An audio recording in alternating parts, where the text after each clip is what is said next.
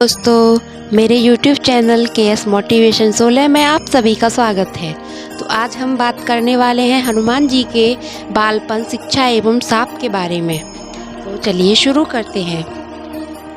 हनुमान जी के धर्मपिता वायु थे, इसी कारण उन्हें पवन पुत्र के नाम से भी जाना जाता है। बचपन से ही दिव्य होने के साथ साथ उनके अंदर असीमित शक्तियों का भंडार था। बालपन में एक बार सूर्य को पका हुआ फल समझकर उसे वो खाने के लिए उड़कर जाने लगे। उसी समय इंद्र ने उन्हें रोकने के प्रयास में वज्र से प्रहार कर दिया। वज्र के प्रहार के कारण बाल हनुमान की ठुड्डी टूट गई और वे मूर्छित होकर धरती पर गिर गए।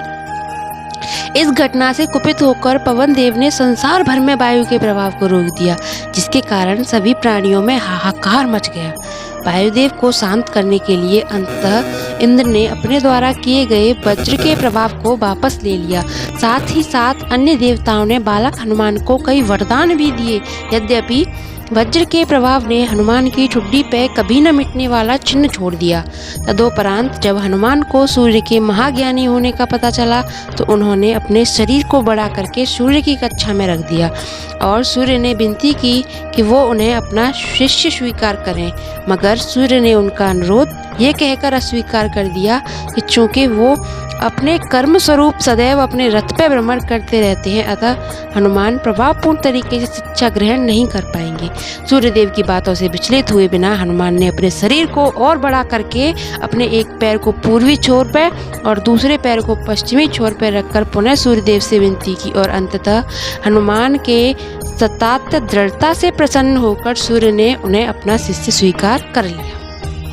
तदोपरांत हनुमान ने सूर्यदेव के साथ निरंतर भ्रमण करके अपनी शिक्षा ग्रहण की। शिक्षा पूर्ण होने के उपरांत हनुमान ने सूर्यदेव से गुरुदक्षिणा लेने के लिए आग्रह किया, परंतु सूर्यदेव ने यह कहकर मना कर दिया कि तुम जैसे समर्पित शिष्य को शिक्षा प्रदान करने में मैंने जिस आनंद की अनुभूति की है वो किसी गुरुदक्षिणा से कम नहीं है। परंतु हनुमान के पुनः आग्रह करने पर सूर्यदेव ने गुरुदक्षिणा स्वरूप हनुमान को सुग्रीव धर्मपुत्र सूर्य की सहायता करने की आज्ञा दे दी। हनुमान की इच्छा अनुसार सूर्यदेव का हनुमान को शिक्षा देना सूर्यदेव के अनंत, अनादि, नित्य, अविनाशी और कर्म साक्षी होने का वर्णन करता है। हनुमान जी बालपन में बहुत नटखट थे। वो अपने इस स्वभाव से साधु संतों को सता देते थे।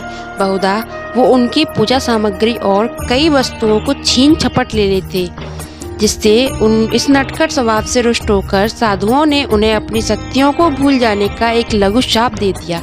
इस शाप के प्रभाव से हनुमान अपनी सब शक्तियों को अस्थायी रूप से भूल जाते थे और पुनः किसी अन्य के स्मरण कराने पर ही उन्हें अपनी असीमित शक्तियों का स्मरण होता था। ऐसा माना जाता है कि अगर हनुमान शाप रहित होते तो रामायण में राम रावण युद्ध का स्वरूप न्यारा ही होता। कदाचित वो स्वयं ही रावण सहित संपूर्ण लंका को समाप्त कर देते।